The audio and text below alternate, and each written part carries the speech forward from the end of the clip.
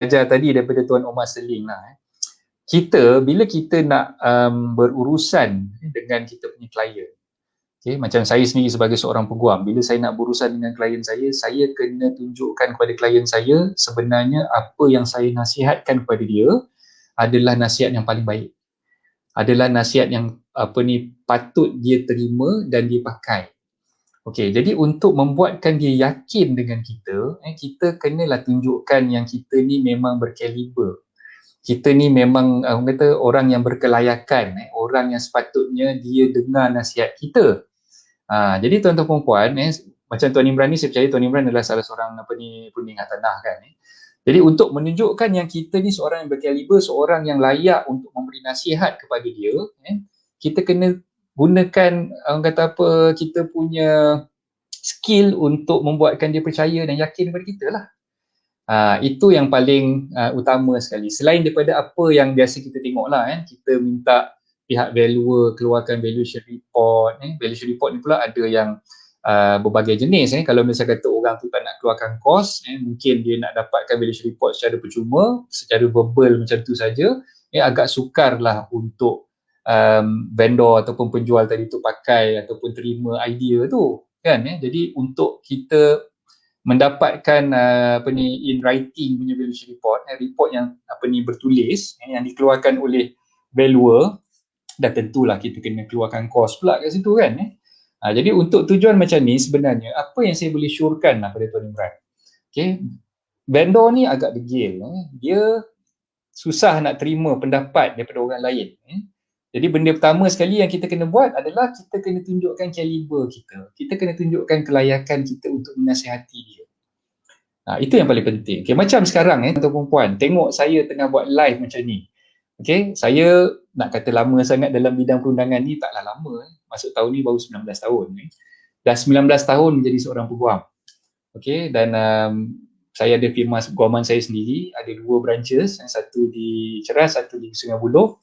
Yang di Ceras ni buat memang 100% buat conveyancing saja, jual beli hartanah saja. Yang di Sungai Buloh tu buat kes-kes litigation, buat kriminal, buat kes civil sebagainya. Itu partner saya lah di Sungai Buloh tu. Jadi untuk membuatkan orang percaya dengan saya kena buat bermacam-macam cara lah. Antaranya macam yang tuan-tuan perempuan tengah tengok sekarang ni. Saya keluar secara live, saya orang kata buat pendekatan, wujudkan page hartanah dan anda, wujudkan YouTube channel hartanah dan anda, wujudkan Instagram hartanah dan anda. Ini semua adalah salah satu cara untuk membuatkan orang nampak, kenal, suka dan percaya kepada saya. Dan bila mereka dah percaya kepada saya, barulah mereka yakin dengan apa yang saya sampaikan. Jadi Tuan Imran, apa yang saya boleh nasihatkan, Tuan Imran buat dulu langkah-langkah yang saya sebutkan tadi tu. Buat supaya dia percaya dan dia yakin pada Tuan Imran, supaya apa yang Tuan Imran cakap dengan dia akan terima dan dia akan pakailah. Dia akan pakai apa yang dah dicakapkan. Selain daripada menggunakan hikmat valuer, yang mana valuer ni memang kita percayalah. Bila kita pakai valuer, dia dah keluarkan valuation report tu, takkanlah orang tu tak percaya lagi kan. Cuma satu je lah, dah buat valuation report yang bertulis tu, kita kenalah bayar kosnya. Dan kalau boleh, minta lah vendor tadi, penjual tadi tu gunakan valuer, dapatkan valuation report yang betul daripada valuer tu sendiri, dan dialah yang keluarkan kos untuk membayar valuer tersebut, yang mana almost unlikely lah saya rasa dia nak keluarkan kos. Dah lah nak jual rumah kan, nak jual rumah kena keluarkan kos pula, bayar valuer fee kan. So jangan-jangan sebenarnya tapi itulah, kalau macam saya memang syorkan those yang mungkin nak jual hartanah yang mahal lah, yang berjuta-juta tu. Macam klien saya baru-baru ni, ada beberapa keping tanah di Pintu 1 Putrajaya, dia punya valuation report tu, nilai tanah dia tu hampir dekat 20 juta. Dekat 20 juta, jadi saya cakap dengan dia, kalau misal kata you nak dapatkan buyer, memang you kena buat valuation report lah. So dia dengar nasihat saya, dia pun buat valuation report, dan sekarang ni kami dalam proses untuk memuktamadkan perintah pusaka di mahkamah. Jadi dia ada urusan yang melibatkan tanah pusaka di situ. Jadi memang kita perlu dapatkan valuation report tu untuk memuktamadkan urusan pusaka di pejabat tanah, dan memudahkan juga untuk waris-waris ni distinguish, mengenal pasti berapa nilaian sebenar tanah yang ada di tempat itulah yang dia miliki tadi tu. Jadi itu nasihat saya pada Tuan Imran lah. Okey, terus kepada soalan Puan Syida Hassan dari sini, nak tanya mengenai security document coach. Okey, biasanya waktu bila owner akan pass kepada lawyer dan since dah ada security document, perlu ke buyer buat caveat? Alright. Owner akan pass security document kepada lawyer Security document ni maksud Syida apa dia tu? Grant original ataupun saya rasa grant original lah sebab kita cakap tentang security document ni, kita kena tengok status tanah tu dah ada grant original, dah ada grant individu ataupun masih dipegang di bawah master title lah. Dan merujuk pada soalan Puan Syida ni, saya percaya yang property ni free from any encumbrances dan tak ada apa-apa bebanan sebab security document tu dia yang pegang sebab kalau tidak, kalau katalah property tu masih ada bebanan, masih ada gadaian ataupun cagaran daripada pihak bank, security document tu dipegang oleh bank sebab selagi gadaian tu tak dilepaskan ataupun cagaran tu masih lagi ada, masih lagi wujud, maka security document, semua original dokumen berkaitan dengan hartanah tersebut termasuklah grant individu, masih lagi dipegang oleh pihak bank lah. Okay, jadi kalau macam Puan Syida punya situation ni, saya rasa mungkin vendor tu dah tak ada hutang, penjual tu dah tak ada hutang, dia sendiri yang pegang security document tu. Okey, kalau ikutkan, dia kena serahkan security document tu ketika mana dia menandatangani borang pindah milik 14A. Okey, dan security document tu bukan diserahkan terus kepada pembeli, diserahkan kepada peguam sebagai stakeholder lah. Peguam tu akan jadi pemegang amanah. Stakeholder tu maksudnya pemegang amanah, dan peguam tidak akan melepaskan geran tersebut kepada pihak pembeli selagi mana pihak pembeli tidak menunaskan bayaran penuh baki harga jual kepada peguam sebagai stakeholder juga. Okey, jadi maknanya in return, sekarang ni kita nak tanda tangan borang pindah milik 14A kan. Borang pindah milik 14A tu biasanya kita tanda tangan sejurus selepas kita menandatangani perjanjian jual beli. Okey, katalah dalam kes yang melibatkan hartanah berstatus freehold, kita cerita freehold dulu, yang tidak ada sekatan kepentingan, tak perlu mendapatkan kebenaran pindah milik daripada pejabat tanah, okey, maka peguam boleh memuktamadkan urusan jual beli itu dengan lebih pantas dan lebih cepat lah, sebab tak perlu nak dapatkan konsen daripada pejabat tanah. Okey, jadi sejurus selepas dah tanda tangan perjanjian jual beli, biasanya kita akan minta juga penjual dan juga pembeli menandatangani borang pindah milik ataupun borang 14A. Okey, so bila dah sign je borang 14A, biasanya lah peguam akan minta penjual untuk menyerahkan geran individu ataupun geran original tanah ataupun rumah tersebut kepada peguam sebagai stakeholder. Tapi peguam tak boleh buat apa-apa, dia hanya pegang aja dulu dokumen tersebut sehinggalah pihak pembeli dah bayar baki harga jual kepada peguam sebagai stakeholder. Bila dah bayar baki harga jual tu, barulah peguam akan daftarkan borang pindah milik bersama-sama dengan geran tadi itu di pejabat tanah untuk urusan pindah milik daripada nama penjual kepada nama pembeli. Dan selepas pindah milik dah didaftarkan di pejabat tanah, barulah duit yang ada dalam stakeholder account peguam tu akan dilepaskan kepada pihak penjual. Itu dia punya step dia lah. Perlu ke buyer buat caveat? Okey, soalan yang baik. Kalau tanya pendapat saya, jika melibatkan jual beli hartanah secara tunai, jual beli hartanah secara tunai tanpa melibatkan pihak bank, saya syorkan pembeli tadi masukkan caveat sejurus selepas dia telah menandatangani perjanjian jual beli tadi. Untuk hartanah yang berstatus freehold, dia boleh buat caveat tersebut terus. Bila dah sign aja borang 14A dan juga SPA tadi tu, peguam biasanya akan minta pembeli tu sign juga borang caveat untuk masukkan caveat dia di dalam grant tadi itulah. Tapi kalau misal kata hartanah yang berstatus leasehold nak kena tunggu konsen dapat dulu, biasanya saya syorkan selepas konsen dah dapat, kalau dia nak masukkan juga caveat, dia masukkan selepas konsen dapat daripada pejabat tanah. Sebab leceh bila dah ada caveat, nak masukkan konsen tu nak kena buat kebenaran untuk memasukkan kebenaran untuk memohon pindah milik daripada pejabat tanah dan kebenaran untuk membenarkan caveat tu retain ataupun sustain ke atas geran tersebut. Jadi proses tu agak leceh sikit lah.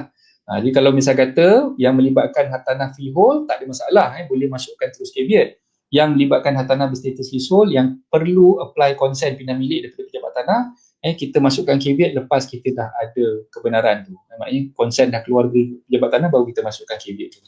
Tapi caveat tu pun tak lama sebenarnya. Kalau misalnya kata nak uruskan sampai proses jual beli tu selesai, saya anggarkanlah kalau sekarang ni tempoh PKP ni mungkin ambil masa sikit. Kalau biasa dulu, proses seterusnya yang kita akan buat adalah untuk adjudicate orang 14A. Adjudication tu ambil masa lebih kurang dalam 2 minggu paling lama. Bila dah adjudicate, dah keluar notis taksiran duty stamp, kita terus bayar duty stamp ke pejabat duty stamp. Dah bayar duty stamp, dah boleh buat pindah milik tu. Jadi plus minus tempoh untuk hartanah freehold, kalau pembeli itu adalah cash buyer, dia boleh selesai paling cepat pun dalam tempoh 1.5 ke 2 bulan. So kalau misalnya kata caveat dia nak masukkan pun, mungkin caveat tu hanya berlaku dalam tempoh sebulan lebih je. Dalam tempoh sebulan lebih je caveat tu akan stay kat situ lah. Tapi kalau misalnya kata dia tak masukkan caveat, risau juga takut nanti penjual tu tiba-tiba buat onar, dia jual pula tanah tu pada orang lain ataupun property tu pada orang lain. Tapi dalam kes macam ni, sebab tu lawyer pegang siap-siap grant tu. Grant original tu lawyer dah pegang siap-siap. Sebab lawyer tahu bila kita jual secara tunai, kita pula tak ada apa-apa bebanan ataupun encumbrances, tak ada hutang apa semua ke atas hartanah tersebut. Jadi kebaran kalian untuk vendor tu buat masalah, dia jual pula kepada orang lain tu mungkin ada. Sebab tu lawyer syorkan kita masuk juga caveat, dalam masa yang sama geran original tu lawyer pegang lah. Lawyer tak boleh nak biarkan owner tu pegang geran tu. So itu untuk menjawab soalan Puan Cida. Okey, suami isteri both government, loan suami untuk renovate tak lepas dah max. Okey, so kalau misal kata macam tu tadi, jawapan pada soalan Tuan Ridwan tu macam yang saya beritahu tadi lah. Itu saya kena buat checking dulu. Kalau saya tak pasti macam mana untuk second loan atas nama wife tu boleh ke tidak. Dalam hartanah yang sama, sekiranya nak buat renovation. Tu minta maaf lah, saya tak boleh nak bagi jawapan solid untuk malam ni. Okey, Tuan Muhammad Azwan Abdul Rahman. Okey, waalaikumsalam Tuan Azwan. Boleh tak vendor nak tukar lawyer dari lawyer A kepada lawyer B ketika kes sedang berjalan untuk teruskan sampai habis? Ada kesan apa-apa tak untuk kes tersebut? Okey. Tadi petang ada kebetulan satu klien, belum jadi klien saya lah, prospek klien saya pun situasi ni macam Tuan Azwan juga. Ini lebih kurang. Kes dia ni lagi kelakar lah, bagi saya kelakar lah, sebab lawyer tu tak menjalankan urusan dengan cara yang sepatutnya lah. Saya pun kadang-kadang piss off juga. Banyak kes-kes yang melibatkan transaksi jual beli ni yang sebenarnya tarnish ataupun memburukkan reputasi seorang peguam tu sendiri. Dan secara tak langsung benda tu memberi kesan pada saya lah. Banyak orang kata lawyer pun tak boleh pakai, ada yang menipu juga kan, ada yang lawyer dapat duit stakeholder pergi lesap hilang ke mana kan.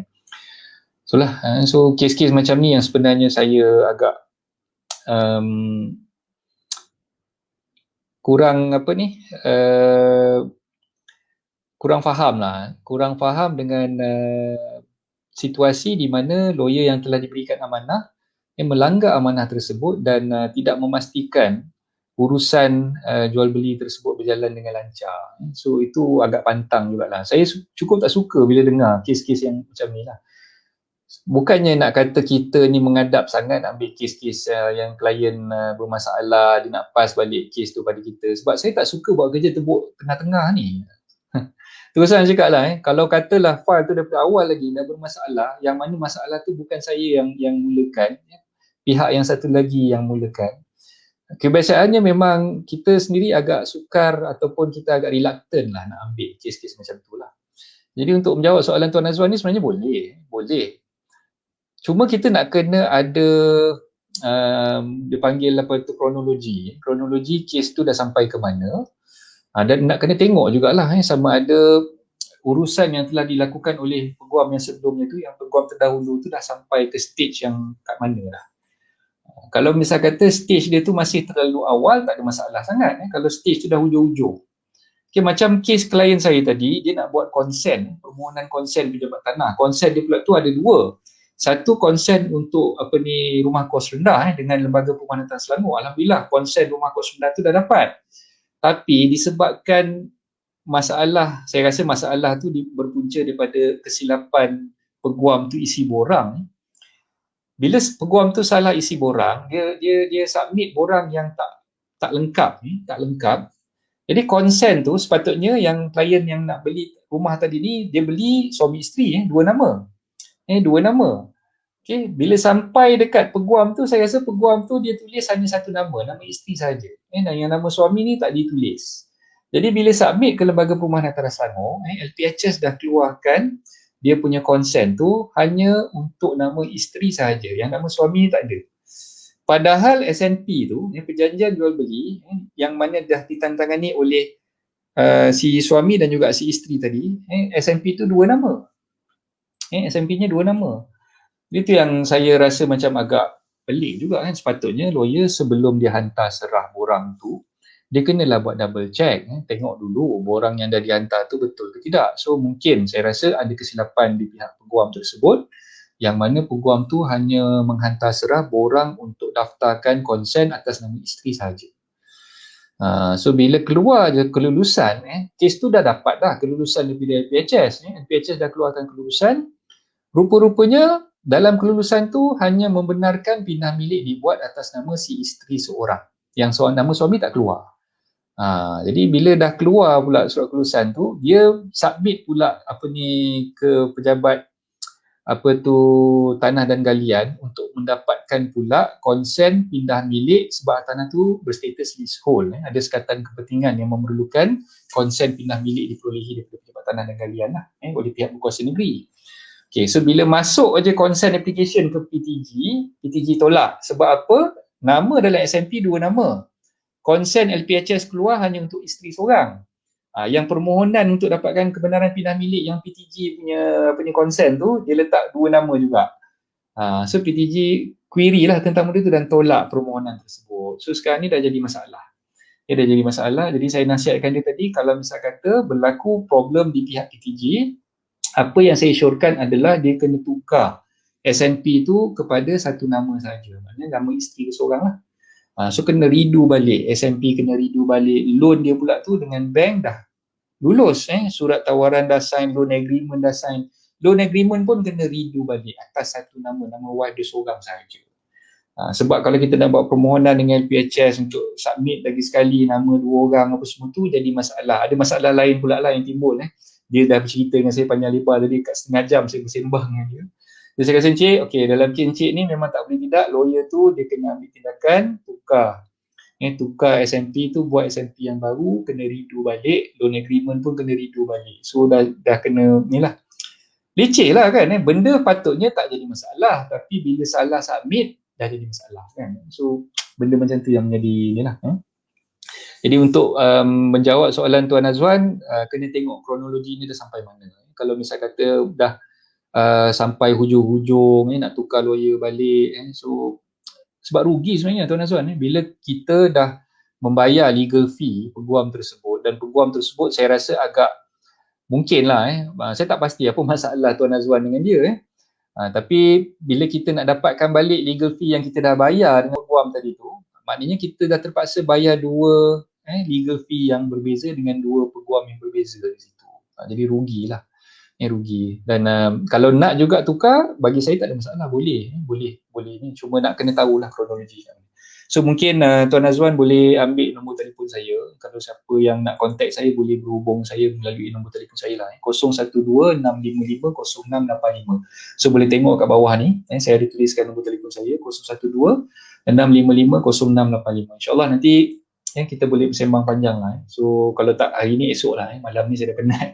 Dah penat lepas live ni, saya ingat saya terus tidur je kan. So insyaAllah esok Tuan Azwan boleh berhubung saya, boleh contact saya. Nombor telefon saya dekat bawah ni. Okey, ada lagi tak soalan-soalan yang lain? Ni yang apa yang saya beritahu tadi, nanti tunjukkan kelayakan untuk menasihati. Okay? So kena buat sampai dia yakin dengan kita. So nak meyakinkan orang ni bukannya satu perkara yang mudah kan. So kalau kita ni bukan calang-calang orang nak menasihati, katalah orang kita nak nasihatkan tu, vendor tu mungkin lebih berumur begitu. Tengok pula title ada Datuk pula kat depan tu kan. Alamak, nak kena cakap apa dengan Datuk ni kan, dah blur kan. Tapi buat cool je. Kita kena tunjukkan yang kita ni berpengalaman, kita ni berkelayakan, dan memang kita layak untuk menasihati dia dengan profession kita ni, dengan pengalaman yang kita ada ni. Okay, macam saya sekarang ni kan, nama Yalah, walaupun baru 19 tahun dalam bidang kepeguaman, jadi peguam hartanah ni, tapi saya dah menasihati orang tu ramai sebenarnya, daripada yalah sebesar-besar pangkat sampailah sekecil-kecil pangkat tu, memang banyaklah orang yang saya dah berurusan dah apa ni kan. Tapi itulah, dalam masa sekarang ni sebenarnya bagi saya nak meyakinkan orang tu memang satu perkara yang bukan mudah lah. Yang bukan mudah. So itu berdasarkan kepada pengalaman kita sendiri, macam mana kita nak tackle orang yang susah untuk kita bina keyakinan dan tarik dia punya perhatian tu.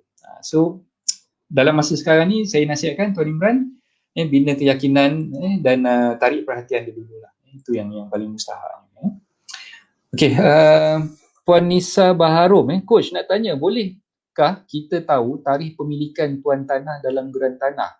Ada tercatat dalam geran? Yes, ada. Dalam carian, biasanya kita boleh buat carian, Puan Nisa. Kita buat carian di pejabat tanah. Carian pejabat tanah tu dia akan keluarkan balik history, past history, sejarah berkenaan dengan pindah milik tanah tu daripada dulu sampai sekarang. Okey, kalau geran lama ni, biasanya kalau kata geran lama, dikeluarkan mungkin tahun 70-an atau 80-an. Sekarang ni biasanya dah ada geran baru. Kalau kita pergi kat pejabat tanah, khususnya kat negeri Selangor, wilayah persekutuan, kalau dulu geran dia HSD ataupun HSM, hak milik sementara, mukim. HSM tu hak milik sementara, M tu mukim. Kalau HSD, hak milik sementara dalam kurungan D. D tu daftar. Daftar tu maknanya hak milik sementara yang didaftarkan di PTG. Okay, biasanya kalau geran tu daripada tahun 60-an ke 70-an ke, dulu HSD, dulu HSM. Sekarang ni mungkin dah bertukar nombor geran dia tu. Okay, jadi sebelum kita nak memuktamadkan urusan jual beli, saya nasihatkan memang awal-awal lagi kena buat carian tanah di pejabat tanah. Okay, dan maklumat berkenaan tarikh pemilikan, bila dia beli apa semua tu, biasanya memang ada dinyatakan dalam pencarian tersebut lah. Saya tak pasti Puan Nisa nak dapatkan tarikh pemilikan tu untuk tujuan apa, tapi kalau untuk tujuan CKHT, nak submit borang cukai keuntungan harta tanah, biasanya kalau katalah kita nak submit borang cukai keuntungan harta tanah CKHT 1A dan juga CKHT 3 untuk penjual, manakala CKHT 2A untuk pembeli, memang kita perlu lampirkan sesalinan perjanjian jual beli masa dia peroleh dulu dan juga perjanjian jual beli ketika dia nak lupuskan sekarang, maknanya yang dia nak jual sekarang.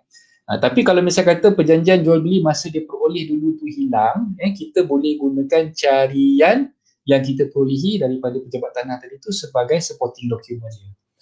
Sebab itu boleh membuktikan tarikh perolehan hartanah tersebut daripada pemilik terdahulu kepada nama pemeroleh yang kepada nama pelupus ataupun penjual yang ada sekarang ni lah, ketika mana dia nak menjual tu kan.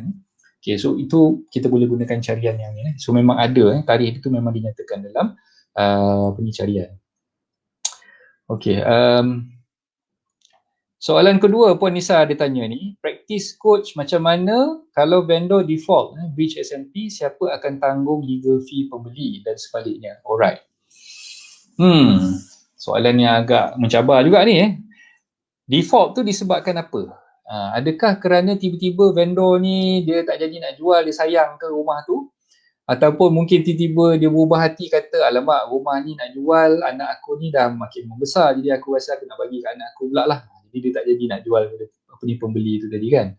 Okay, kalau misal kata dia dah breach terma-terma yang ada dalam perjanjian jual beli, biasanya dalam perjanjian jual beli memang ada sebut, sekiranya penjual tidak memuktamadkan proses pindah milik ataupun jual beli kepada nama pembeli tadi dan ingin membatalkan perjanjian jual beli tersebut setelah kedua-dua pihak menandatangani perjanjian jual beli dan deposit telah dibayar oleh pembeli kepada penjual, maka penjual dimestikan ataupun penjual diwajibkan untuk memulangkan semula 10% deposit yang telah dibayar oleh pembeli tadi. Tengoklah depositnya berapa. Dalam kes biasanya memang 10% lah. Penjual kena pulangkan balik 10% yang dah dibayar oleh pembeli tadi kembali kepada pembeli. On top of that, penjual kena penalti sekali ganda. Maknanya tadi dah kena pulangkan 10%, so another 10% dia kena bagi juga sebagai penalti kepada pembeli. Okay, so dalam urusan jual beli ni pula memang ada kos guaman. Kos guaman bagi pihak pembeli dan juga kos guaman bagi pihak penjual. Okey, kita tengok sama ada peguam yang mewakili penjual tu adalah peguam yang berasingan ataupun peguam yang ditumpang. Kadang-kadang ada penjual yang nak jimat kos, dia tumpang dengan peguam pembeli. Okay, so bila dia tumpang dengan peguam pembeli, biasanya apa yang saya syorkan, sekiranya penjual yang batalkan perjanjian jual beli itu dan transaksi jual beli itu masih lagi di tengah jalan, tak sampai habis lagi. Biasanya bila dah buat pembatalan ni memang tak sampai habis lagi lah, tengah-tengah jalan kan. Kalau peguam yang mewakili pembeli tadi tu, dia ingin mengenakan kos guaman kepada pembeli tu, kos guaman yang dikenakan pada pembeli itu terhad setakat apa yang dipanggil sebagai abortive fee ataupun yuran guaman untuk pembatalan sahaja. Dia tak akan kira keseluruhan macam mana transaksi itu boleh berlaku sampai habis, transaksi itu pindah milik itu dah disempurnakan atas nama pembeli tadilah. So abortive fee ni dia tengok masing-masing peguam dia ada cara pengiraan dia sendiri. Dan kalau misal kata, macam firma guaman saya biasanya abortive fee tu saya kenakan tengok stage dia sampai mana lah.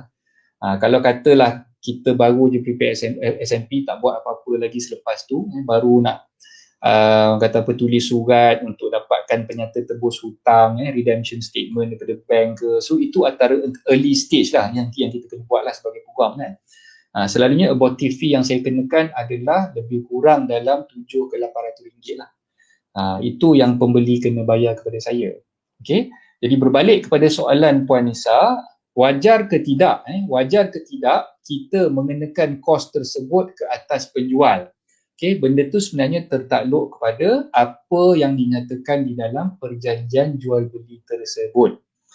Okey, faham kat sini? Kena dengar betul-betul Dia tertakluk kepada terma yang dinyatakan di dalam perjanjian jual beli tersebut. Kalau sekiranya dalam perjanjian jual beli tersebut ada menyatakan, sekiranya penjual gagal meneruskan penjualan rumah tersebut kepada ke atas nama pembeli, maka pembeli boleh menuntut daripada penjual kos-kos berikut. Dia nyatakan kat situ.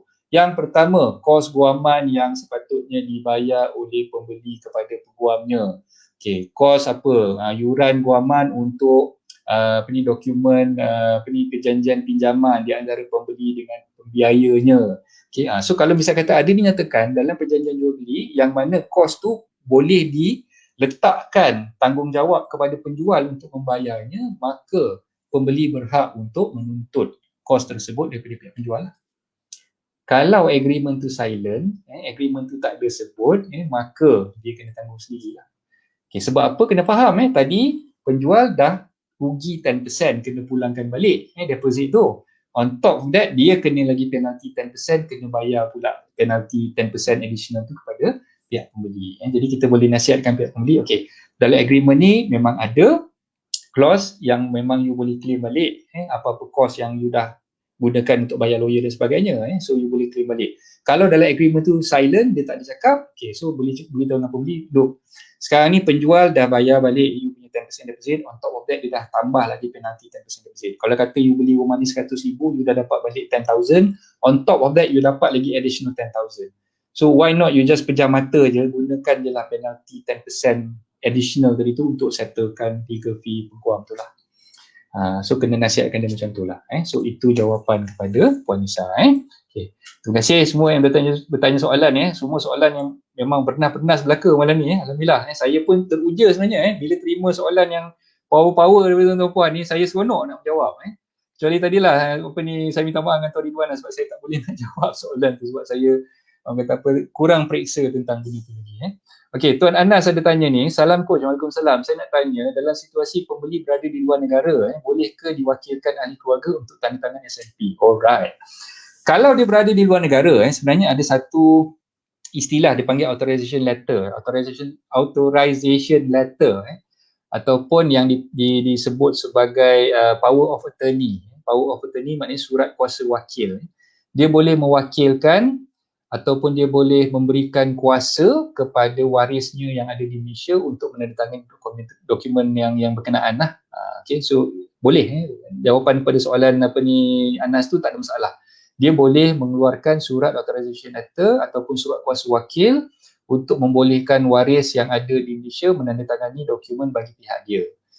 Dan authorization letter ataupun surat kuasa wakil tu perlu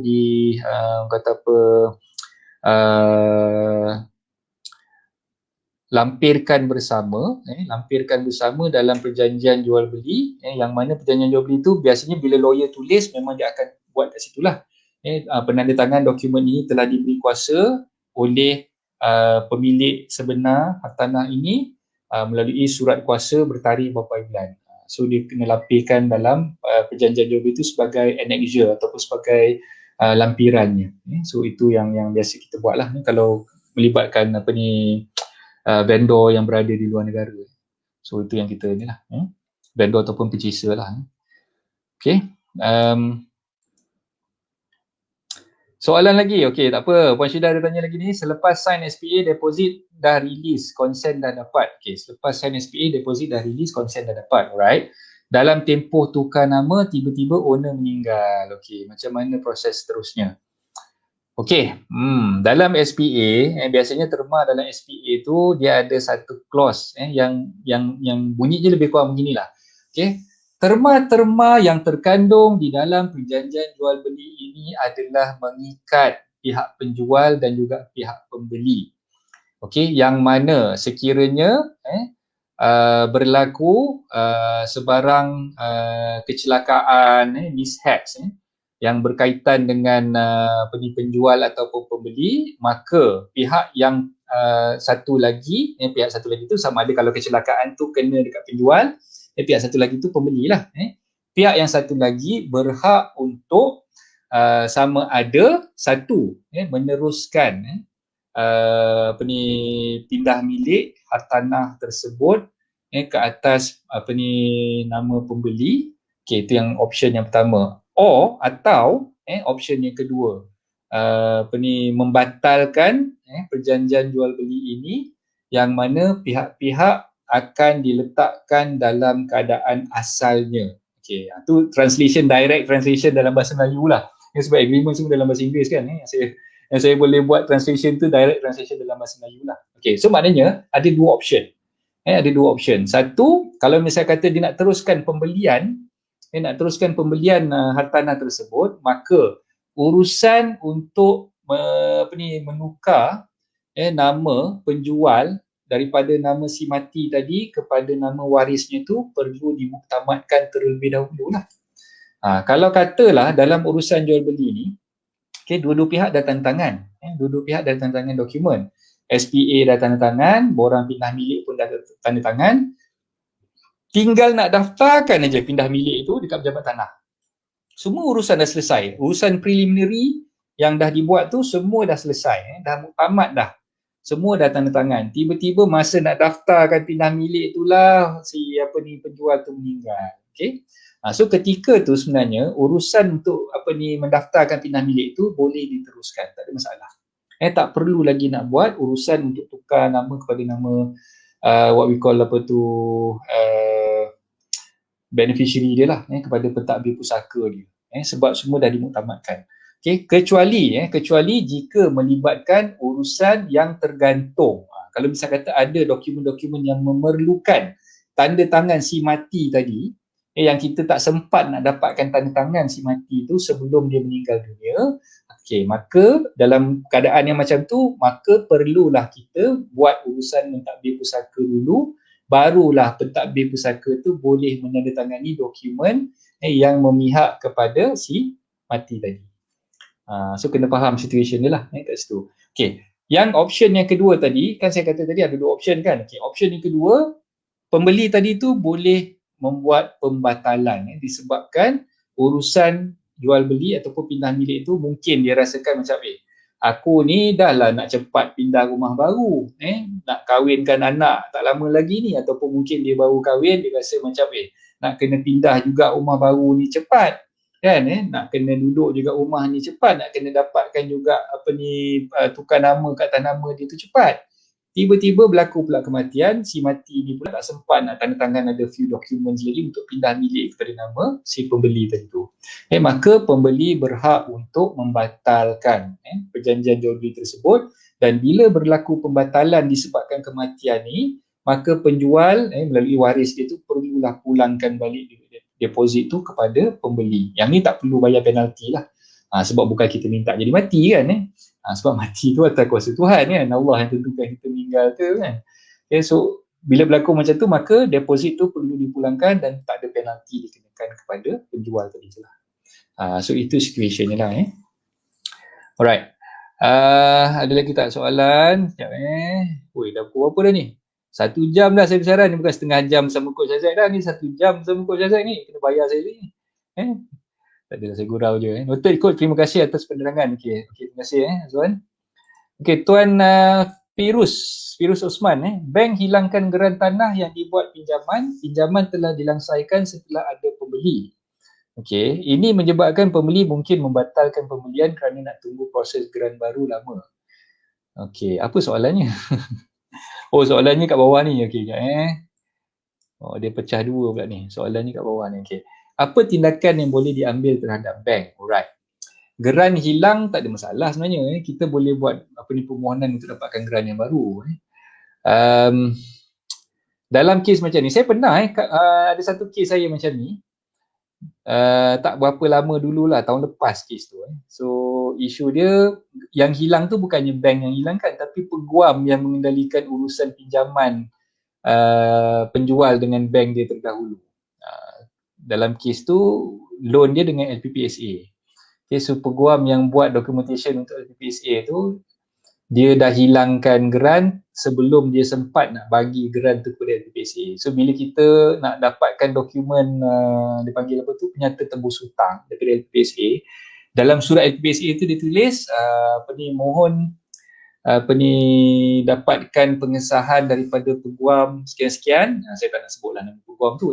Peguam sekian-sekian kerana peguam tersebut tidak memulangkan dokumen hak milik asal dan juga sekuriti dokumen kepada pihak LPPSA ketika pinjaman penjual dengan LPPSA dibuat terdahulu. Dah satu kerja pula, saya kena tulis surat kepada peguam tu reply memang dia dah hilangkan geran tersebut, jadi dia kena lodge police report. Lodge police report, dia kena buat akuan berkanun mengesahkan yang dalam geran tersebut telah hilang dalam simpanan dia.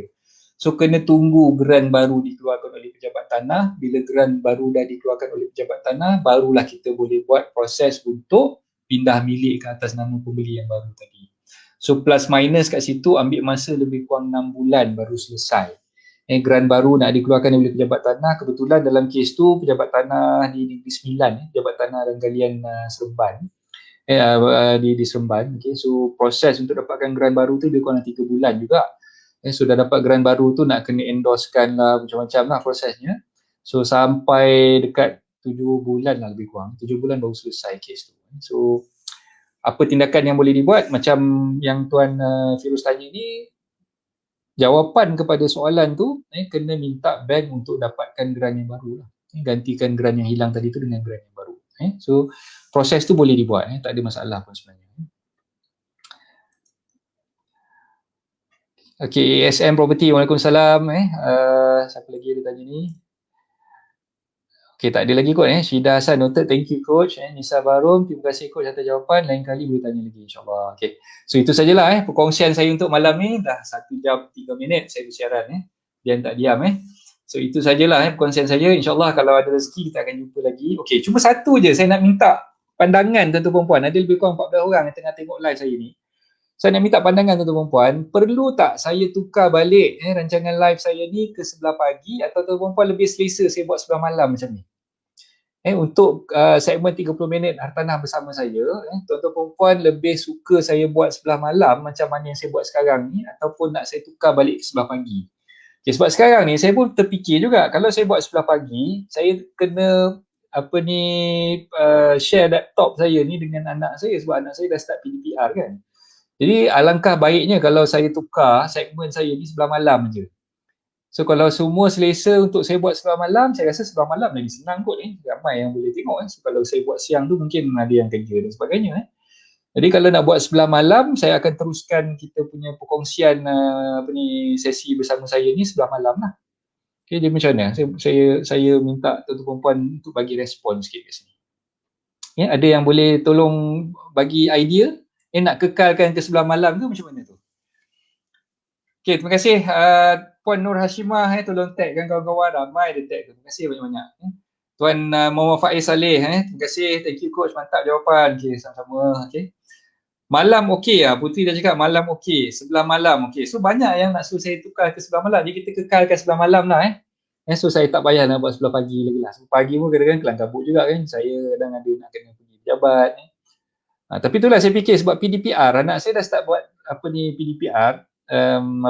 Diorang pun nak gunakan laptop ni. Jadi saya fikir lagi senang saya buat malam lah kot Sebelah malam terbaik coach. Okey, terima kasih Faizah. Ada Faizah punya. Firuz, okey. Firuz pun kata malam. Putri pun kata malam. Siang kerja tak sempat join. Okey, alright. So kita tukarlah Start daripada malam esok ni memang kita kekalkan sampai sebelah malam. Okey, insyaAllah. Dan kalau katalah PKP ni dah habis, 26 bulan lah. Patutnya PKP habis kan. Kalau habis PKP tu, tapi dah sambung sampai 4 bulan Februari. PKP dah sambung sampai 4 Februari. Jadi tengoklah keadaan macam mana Kalau saya ada peluang, ada kesempatan, ada kesihatan untuk menyambung lagi kita punya sesi 30 minit bersama saya ni, saya akan sambung lah sampai 4 hari bulan insyaAllah. So doakanlah. Kekal malam coach Syahya Nur Laili, terima kasih. Sebelah malam Puan Nur Shimah. Okay. Sebab kalau siang busy sikit waktu office. Okay. Faham.